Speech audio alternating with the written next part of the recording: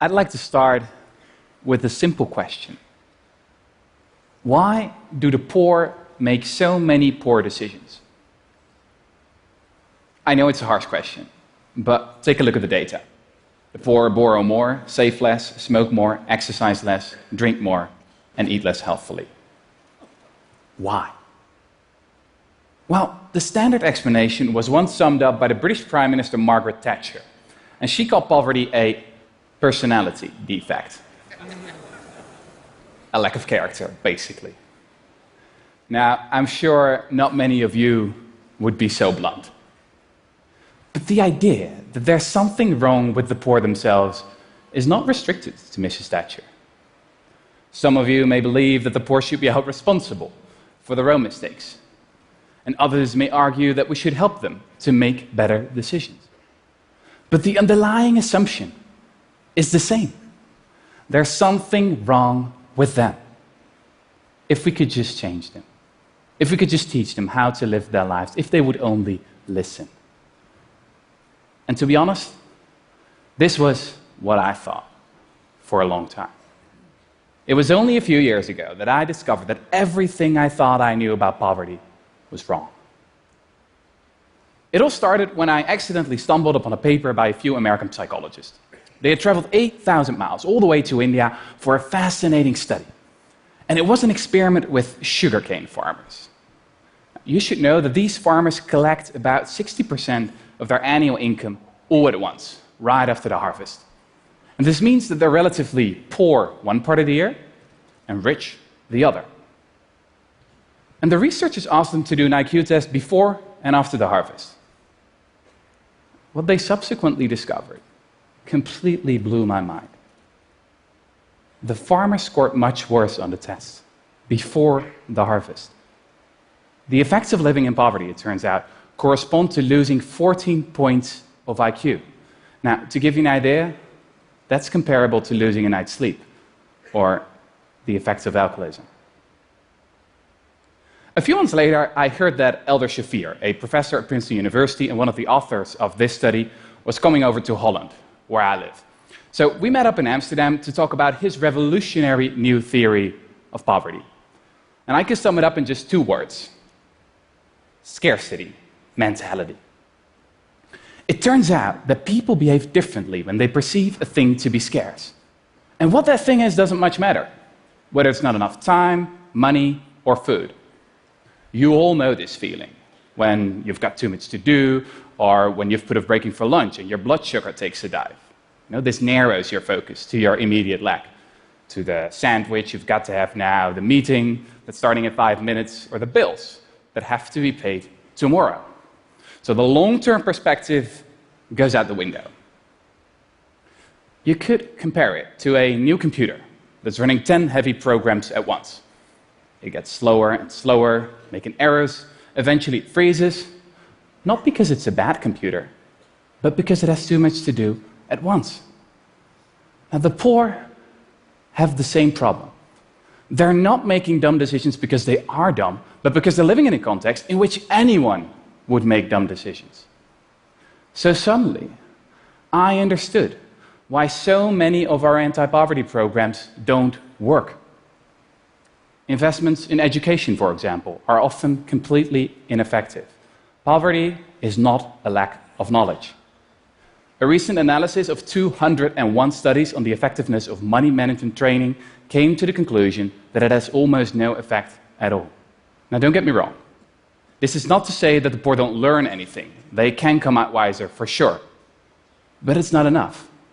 Or, as Professor Shafir told me, it's like teaching someone to swim and then throwing them in a stormy sea. I still remember sitting there, perplexed. And it struck me that we could have figured this all out decades ago. I mean, these psychologists didn't need any complicated brain scans. They only had to measure the farmer's IQ, and IQ tests were invented more than 100 years ago. Actually, I realized I'd read about the psychology of poverty before. George Orwell, one of the greatest writers who ever lived, experienced poverty firsthand in the 1920s. The essence of poverty, he wrote back then, is that it annihilates the future. And he marveled at, quote, how people take it for granted they have the right to preach at you and pray over you as soon as your income falls below a certain level. Now, those words are every bit as resonant today. The big question is, of course, what can be done? Modern economists have a few solutions up their sleeves. We could help the poor with their paperwork or send them a text message to remind them to pay their bills. Now, this type of solution is hugely popular with modern politicians. Mostly because, well, they cost next to nothing. These solutions are, I think, a symbol of this era, in which we so often treat the symptoms but ignore the underlying cause. So I wonder, why don't we just change the context in which the poor live? Or, going back to our computer analogy, why keep tinkering around with the software when we can easily solve the problem by installing some extra memory instead? Now, at that point, Professor Shafir responded with a blank look. And after a few seconds, he said, I get it. You mean you want to just hand out more money to the poor to eradicate poverty? Yeah, sure, that'd be great. But I'm afraid that brand of left-wing politics you've got in Amsterdam, it doesn't exist in the States. But is this really an old-fashioned leftist idea? I remembered reading about an old plan, something that has been proposed by some of history's leading thinkers. The philosopher Thomas More first hinted at it in his book Utopia, more than 500 years ago. And its proponents have spanned the spectrum from the left to the right, from the civil rights campaigner, Martin Luther King, to the economist, Milton Friedman. And it's an incredibly simple idea. Basic income guarantee. What it is? Well, that's easy. It's a monthly grant, enough to pay for your basic needs: food, shelter, education. It's completely unconditional, so no one's going to tell you what you have to do for it, and no one's going to tell you what you have to do with it. The basic income is not a favor, but a right. There's absolutely no stigma attached. So, as I learned about the true nature of poverty, I couldn't stop wondering. Is this the idea we've all been waiting for? Could it really be that simple? And in the 3 years that followed, I read everything I could find about basic income. I researched the dozens of experiments that have been conducted all over the globe. And it didn't take long before I stumbled upon the story of a town that had done it, had actually eradicated poverty, but then nearly everyone forgot about it. This story starts in Dauphin, Canada. In 1974, everybody in this small town was guaranteed a basic income, ensuring that no one fell below the poverty line. And at the start of the experiment, an army of researchers descended on the town. For 4 years, all went well. But then a new government was voted into power. And the new Canadian cabinet saw little point to the expensive experiment. So when it became clear there was no money left to analyze the results, the researchers decided to pack their files away in some 2,000 boxes. 25 years went by. And then Evelyn Forget, a Canadian professor, found the records. And for 3 years, she subjected the data to all manner of statistical analysis. And no matter what she tried, the results were the same every time. The experiment had been a resounding success. Evelyn Forget discovered that the people in Dauphin had not only become richer, but also smarter and healthier. The school performance of kids improved substantially. The hospitalization rate decreased by as much as 8.5%.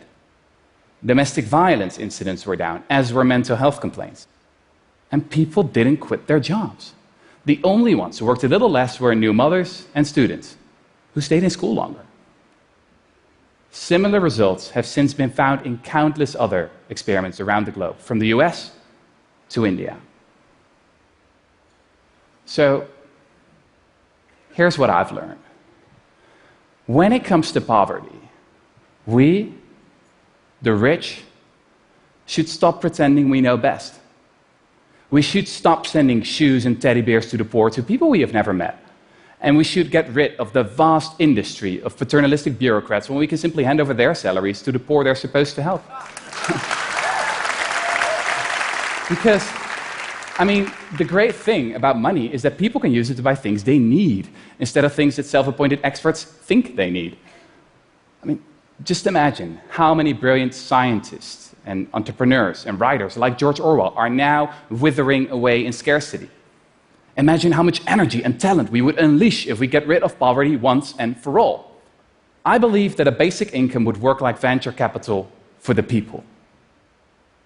And we can't afford not to do it, because poverty is hugely expensive. Just look at the cost of child poverty in the US, for example. It's estimated at $500 billion each year, in terms of higher healthcare spending, higher dropout rates, and more crime.